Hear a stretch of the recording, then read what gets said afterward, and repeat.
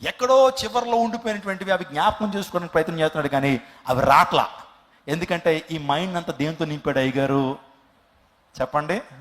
అనవసరమైన చెత్తా చెదారంతో నింపాడు. అందుని బట్టి అసలైనవి అయ్యగారికి ఏం చేయట్లేదు, గుర్తుండట్లేదు. ఏమండి, ఎప్పుడైనా కొన్ని విషయాలు నువ్వు ఎప్పుడైనా మర్చిపోతావా? ఏమంటే కొన్ని విషయాలు ఎప్పుడైనా మర్చిపోతావా? ఎందుకంటే వాటిని ప్రేమిస్తుంటావు కాబట్టి మర్చిపో. చాలామంది దేవుని వాక్యాన్ని మర్చిపోవడానికి, నీ సబ్జెక్ట్ మర్చిపోవడానికి కారణం ఏంటంటే చెత్తా చెదారం అంతా కూడా మైండ్లో పెడుతున్నావు. నీకు అవసరం కానిది, నీకు పైసా ఉపయోగపడినటువంటిది ఈ మైండ్లో పెడుతున్నావు. సినిమాల గురించి తెలుసుకుంటే నీకేమవుతుందమ్మా? వాళ్ళు రోజు రోజుకి కోటీశ్వర్లు అవుతారు, నీకేమవుతుంది? నీకేమీ రాదు. వాళ్ళ గురించి నీకు ఎగ్జాముల్లో వాళ్ళ గురించి రాదు. పోనీ వాళ్ళ విషయాలు ధ్యానం చేయడం ద్వారా నీకు పైసా ఉపయోగం ఉండదు. పైగా నీ జీవితం పాడైపోయి భ్రష్టమైపోతే తప్పించి వాళ్ళని అనుసరించి బాగుపడ్డవాడు ఎవడన్నా ఉన్నాడా? లైవ్లోనే మాట్లాడుతున్నాను. ఈరోజు సినిమా యాక్టర్లను అనుసరించి అయ్యా పాపం నుంచి నేను విడుదల పొందాను, అయ్యా ఆ వ్యభిచార తలంపుల నుంచి నాకు పలానా ఈ సినిమా యాక్టర్ నాకు విడుదల ఇచ్చాడు అని ఎవరైనా ఎప్పుడైనా చెప్పగలరా? సమాజాన్ని పాడు చేసేటువంటి వారు కానీ సమాజాన్ని బాగు చేసేటువంటి వారు వారిలో లేరు.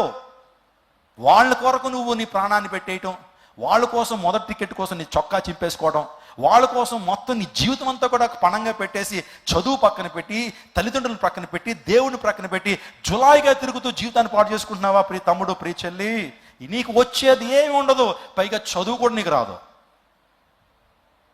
అందుని బట్టి నీ జీవితంలో నేను చెప్పాను, ఈ యొక్క న్యూరాన్స్లో నువ్వు వేటిని నింపుకోవాలా? దేవుని వాక్యాన్ని నింపుకోవాలా. దేవుని వాక్యాన్ని నింపుకోవడం ద్వారా కరెక్ట్గా గుర్తొస్తుంది అది. అందుని బట్టి దావీదు అంటాడు, నీ ఎదురు నేను పాపం చేయకున్నట్లు నీ వాక్యం నా హృదయంలో భద్రం చేసుకున్నాను. హృదయం అంటాం కంటే న్యూరాన్లో భద్రం చేసుకున్నాడు.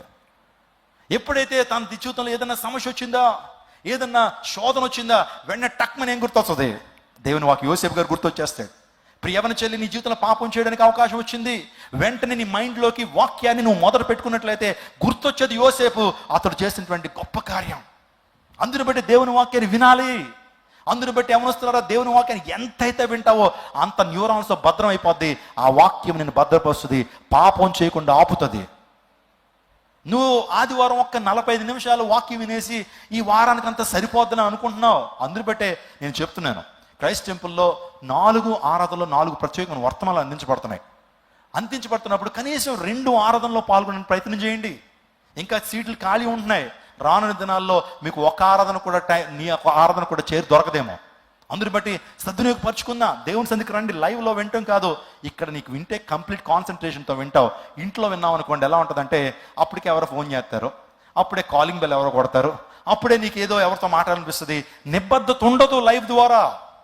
ఎవరికి లైవ్లు అంటే చెప్తున్నాను, లైవ్లో చూస్తున్నటువంటి వారు కూడా, మీరు ఎక్కడికి మందిరానికి వెళ్ళినటువంటి పరిస్థితుల్లో ఉంటే, జ్వరం వచ్చేసి 104 జ్వరం వచ్చేసి కాళ్ళు చేతులు కదపలేని పరిస్థితుల్లో ఇబ్బందికరంగా ఉండిపోతూ, నిజంగా వర్షం కుండపోతగా పడిపోతున్నప్పుడు రానటువంటి పరిస్థితుల్లో లైవ్లు తప్పించి నీకు కాళ్ళు చేతులు అవయవాలన్నీ కూడా బాగా పనిచేస్తూ రావడానికి అవకాశం ఉంటూ, ఒక దైవిక సహవాసం నీకొద్దా?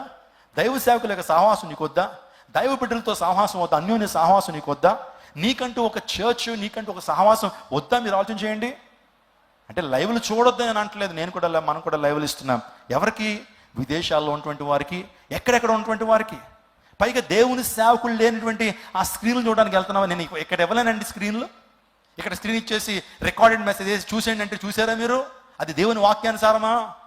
ఈరోజు చాలా మంది స్క్రీన్లు పెట్టేస్తున్నారు.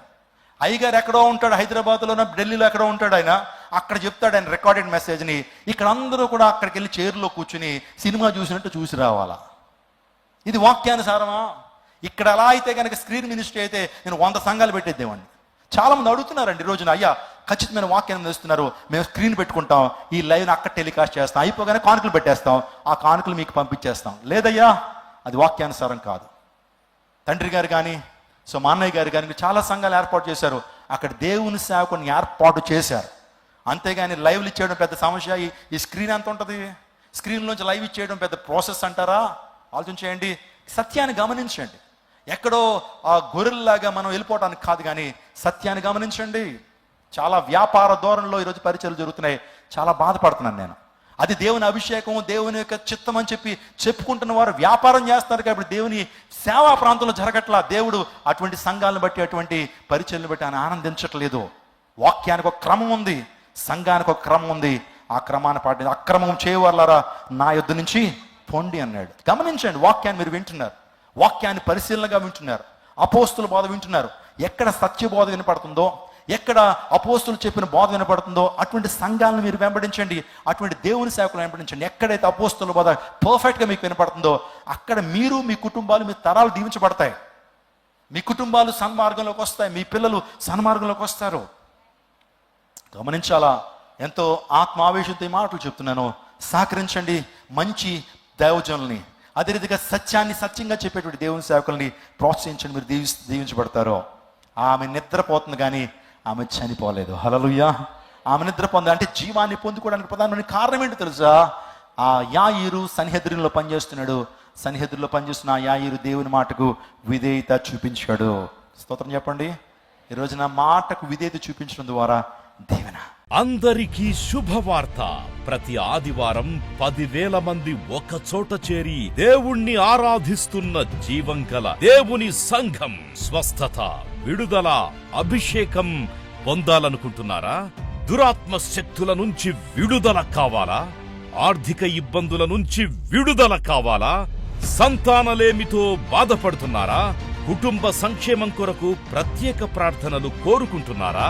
శాంతి లేక ఆత్మహత్య చేసుకోవాలనుకుంటున్నారా?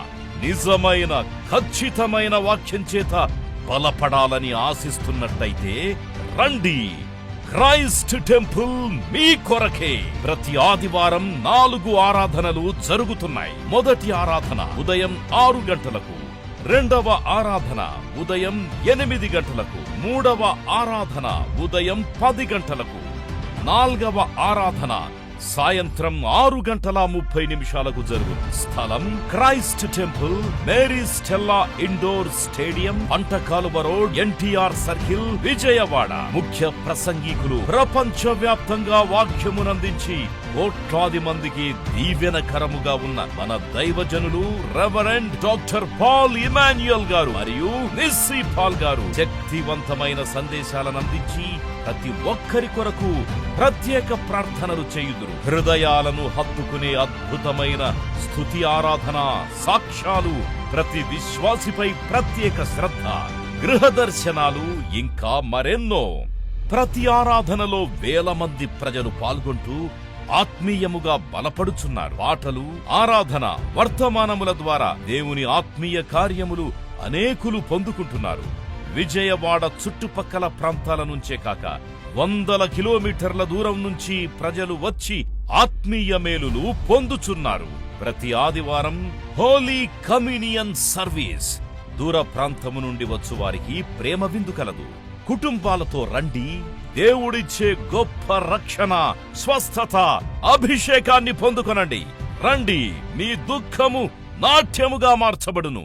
మరిన్ని వివరాలకు సంప్రదించండి 88 6276 777.